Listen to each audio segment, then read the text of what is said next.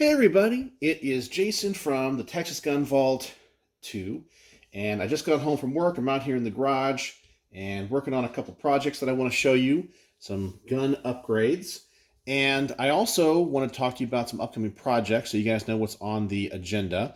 I will have a range report hopefully out tomorrow of a Zev pistol, which is like a copy of a Glock.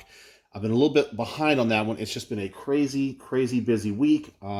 I got to do the editing and the filming of the garage portion for that. So hopefully that will come out tomorrow. And that gun was on loan to the channel from, I believe it's Ken. I got to keep everybody straight that's lent me some guns recently. And then next week, I should be doing a range report on two amazing guns. You guys should be really excited about this because I know I'm really excited about this. I will be reviewing a Staccato. You guys know those 2011 style 1911, so those double stacks. I think it's a double stack. Anyway, I have to wait till I get it. And one of the new Alien pistols. What's the company that makes it? Luego? I forgot. Anyway, I know those are some high-end firearms.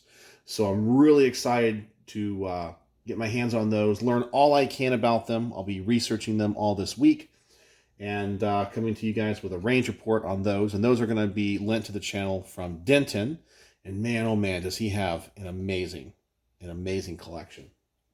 So that's what's coming up.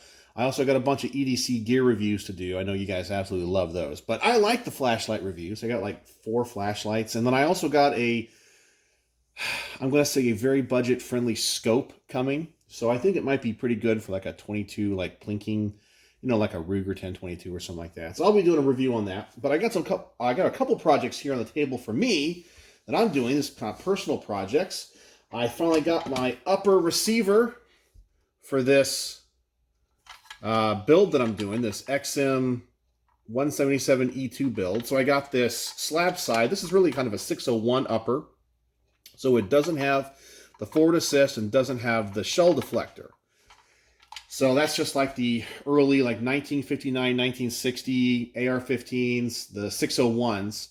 Now, when I've been doing my research on the XM 177E2s, some of them had the M16A1 uppers. I found pictures of ones that have the slab side like this one does. But I think what's going to end up happening is my gun is going to be made of a number of different retro parts from early retro guns, but it won't be like the perfect clone, which I'm not really going for. Now that I know for a fact I have the upper that's going to fit this, I'm going to go ahead and SBR this lower receiver. And I think it's going to be a mixture of XM177E2 parts and 601 parts. So I'd like to find a slab side chrome-plated bolt carrier for this. And I got the 601 style charging handle. And then, of course, I got to find the barrel. And then other parts will be, as I said, kind of later. But that's kind of where I'm going with this. As I said, it's not going to be like a perfect clone. But it'll be a clone made of all Brownell's retro parts, just kind of a hodgepodge instead of 601 and XM177E2. So that's kind of where I'm at on that. So I'm so glad I found this receiver. The anodization is pretty close. Now, you'll never get the perfect anodization on two different uppers and lowers because every time you anodize, the color can be a little bit different. And so the lower, the M16A1 lower, is a little bit more gray than the upper receiver. The upper receiver is a little bit darker, but it's not black. But it does kind of match, as you can probably see, maybe here. I know this is my camera phone. It might not be the best. You can see it's a little bit darker, but it's definitely not black and is probably pretty close to period correct. So that's what I'm doing there. And then I've decided I'm going to upgrade one of my concealed carry guns, and that's going to be my Usp Compact 40.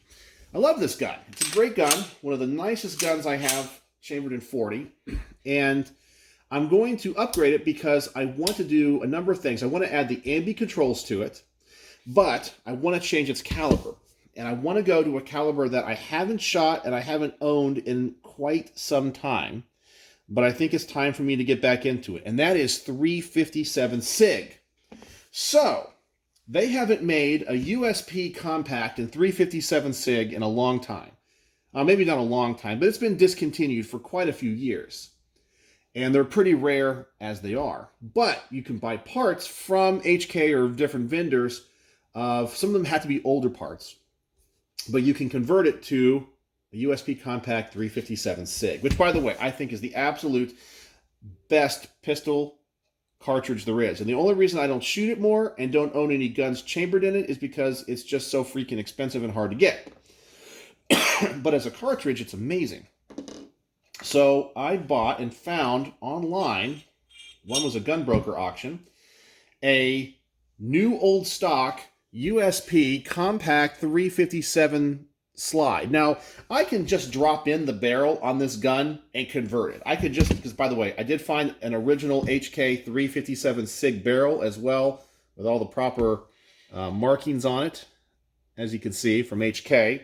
But I was like, you know, I can't just have a gun marked 40 and have a 357 barrel in it.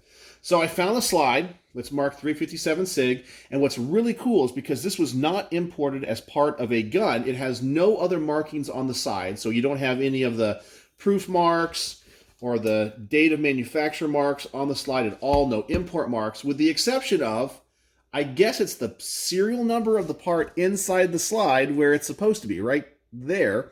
And what's interesting is that it doesn't have HK stamped on the side. So I know this is not coming across here on the camera. Maybe I can get it right there. As you can see, it says USP Compact 357 SIG, where on the slide, on my actual one here, you can actually see where it is laser engraved with HK. So come on, get that in focus. Stupid camera phone. There we go. Anyway, so that's really interesting, but I know it's a real HK part. So anyway, I got the barrel for it, and that one's properly marked 357 SIG, so that goes in there.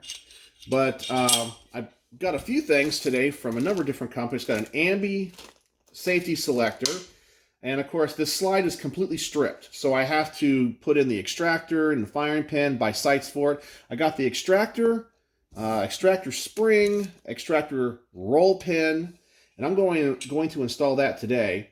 I did get the firing pin block, but the firing pin spring came bent. So I have to contact Numerich Gun Parts and tell them, hey, your $7 part came in broken. So hopefully their customer service will be good and I'll be able to get one of those. I still got to get a recoil spring and some sights for this thing. And I think I'll be able to just slap on that slide onto this gun. And yes, I know I can transfer a lot of those parts from this slide, but essentially I want a complete slide for 40 and a complete slide for the 357 SIG. And another thing I'm curious when I put this together is I discovered that HK changed some of their parts inside these USPs. Now, supposedly they're all interchangeable, but there's ones like on the firing pin, it says old style and new style. But I bought all old style parts to go in this slide, so hopefully there won't be any compatibility issues, but we'll see. Anyway, that's kind of the projects that I'm currently working on. So I'll get the ZEV range report out and filmed, hopefully. I don't know. I'll probably go in and start the editing process of the shooting portion in a little bit. I got a rehearsal tonight, then going out with my wife. And then tomorrow I got social things to do, and then I got to go exchange some guns and a meeting online and all that kind of fun stuff. So hopefully I'll try to get that range report out tomorrow, but we'll see, and we'll get everything cooking. So there you go. So let me know if you have any questions. I know this video kind of ran a little bit long, but didn't want you guys to think I wasn't thinking about you. So there you go. So let me know if you have any questions, and as always, thanks for watching.